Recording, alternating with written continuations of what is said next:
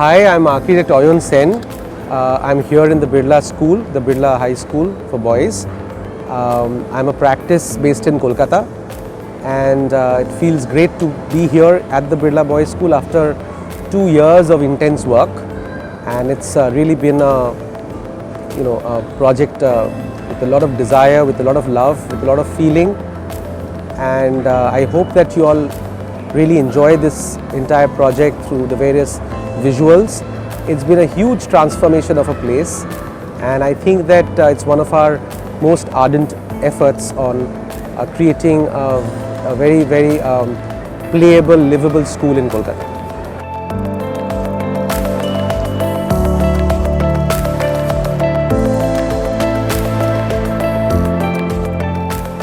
We've not done a school, honestly speaking. I think I did a very small school many years ago, and having done many kinds of projects, housing and resorts and conservation and institutional buildings, I think I was very eager to do this school. I think the school has already been present for many years. I'm not from this school, so I've always seen the school from outside. So it both provided an opportunity to do a school. At the same time, the existing conditions of the school was something that it was very dated in its thinking, and I was excited not only to be able to address it, but I think it was an opportunity to actually make a statement in the heart of the city. Largely because the schools had already been formulated. It's a transformation project, and the difficult thing of transformation is to keep the best, but to transform everything else. And yes, nostalgia in many ways, because I think the school is in my life, the school life and the academic life is the best part of my existence.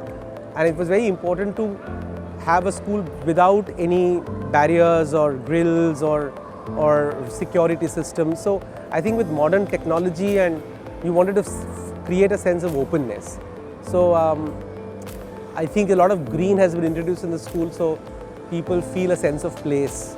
And I think generally from our larger sustainable practice, whatever we could green out, we managed to green it out and create a very soft core. There is a beautiful courtyard, there are corridors, and we came up with appropriate design palettes and design language to sort of create a tropical school with a beautiful green core and user-friendly, people-friendly. And I think the best part is students and teachers and alumni all are very, very happy. So that's a huge reward.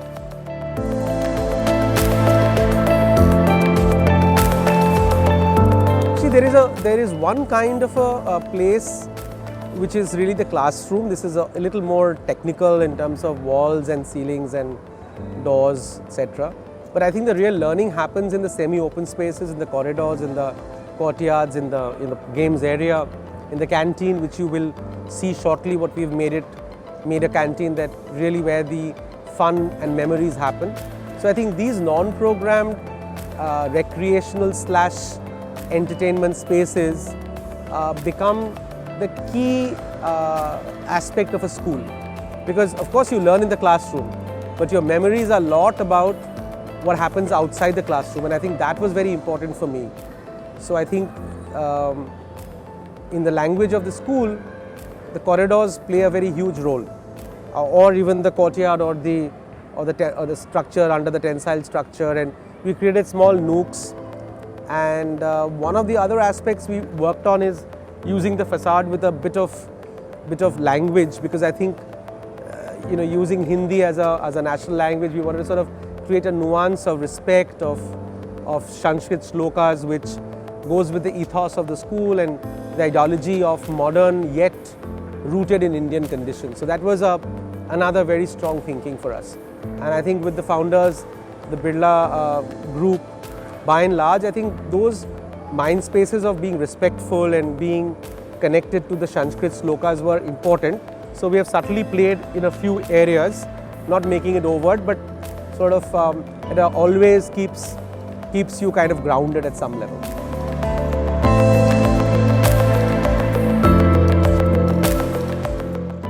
Yeah, I think the school for a long time it was very harsh, and I think the idea was to sort of use earth tones, soft. All the corridors have cable wires so that you have a better permeability. All the services are very carefully screened. Certain graphics have been placed which can sort of create the mood, the flooring, the grass, the landscape, the corridor. So it's all sort of comes together. It was more to feel what the school should be and sort of sensorially make that place in terms of the right materials, the right fabric. Some of the steel sheds have been removed and soft tensile structures been used. And only the canteen has been made little colorful, otherwise there is a soft undertone in the school.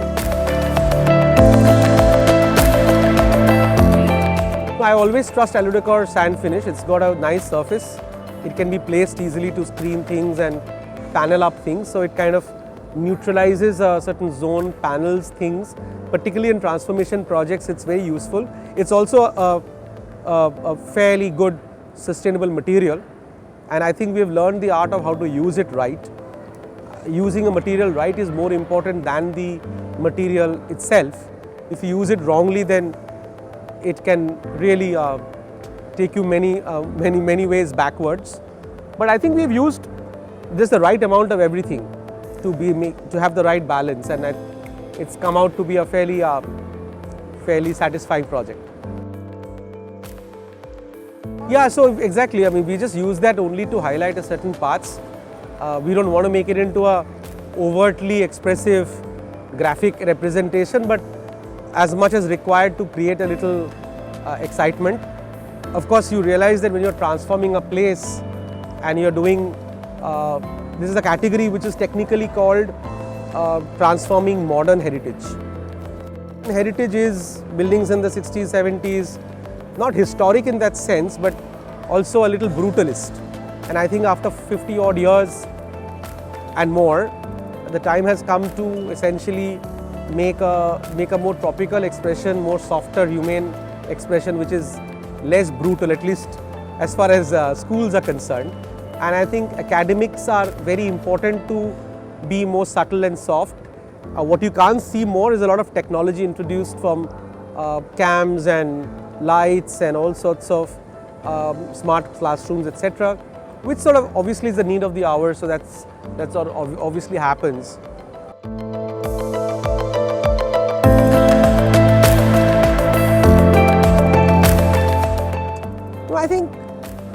I think in some parts it is very grounded. It's somber in terms of it has a very soft but subtle undertone of value systems of our lives. I think if you see all the shlokas and a couple of punchlines, these reiterate the value system, because at the end of the day, those are the memories that you take away, and those value systems are probably subconsciously ingrained in a child. So that was very important to get the value systems right. Everything else you can learn later. Value systems you don't. So I didn't want to make this into an advertorial of values, so it was very important to just subtly use in a certain way. Some classrooms and play areas are playful, and I think school should be, again, my attempt has been here that school should be very nurturing and caring, at the same time being focused on the right values, whether it's the green leaf or the plant. So it's sort of the earth, you know what earth symbolizes. Sustainable, solid, grounded, soft, but it's still Mother Earth. So there's also a lot of care and concern, and it's not very harsh and trying to sort of beat you down a certain path. It's sort of, you can explore, you can be more, you can free your mind. And I think the classroom, the learning is all your life. So if you go to a school which has a good environment like what we've tried to create, it makes people and the students feel subconsciously very cared for. And I think that care comes in a subtle way. Maybe the visuals will come together, but yeah, that's what it is.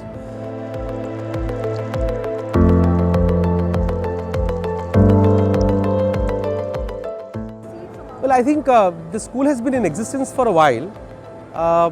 So obviously there is a good academic standard, but I think the physical shell had been dated, and it's been very hard for the administration to transform a running school. So I will thank all the of the board of governors and the advisors and the various people who were part of the entire team, I mean particularly my client team, has been more than enough helpful. And I think if you can see, a good project happens when the client architect duo really synergize as well, and this is a classic example of that, I think, where we knew what we were doing and we were given that creative freedom. Of course, the nod came from the top, and senior S.K. Birla sir had a lot of faith in us to transform his very special project. And we've got a lot of accolades, largely from alumni and current teachers, that it's really undergone a transformation. And most people only seen the outside, they've not come to the corridors and the courtyard, so only few have. So that's definitely a big thing. And I think that for us, each project in our practice has a certain philosophy. We have an underlying philosophy of projects. So as we practice that universal philosophy in the practice of Ayan Sen architects, we also ensure that each project has a soul, its own content, and hence, when a project comes, it's a landmark. And it's a landmark not by making a loud statement, but sometimes making a very soft, gentle statement. We work with Aludecor on multiple projects, not all of course, but I think each project has its own need, and the way you craft the project, then only you can explain through its crafting and through its implementation. And I think the visuals and the ambience is definitely going places, so I'm very thankful for that.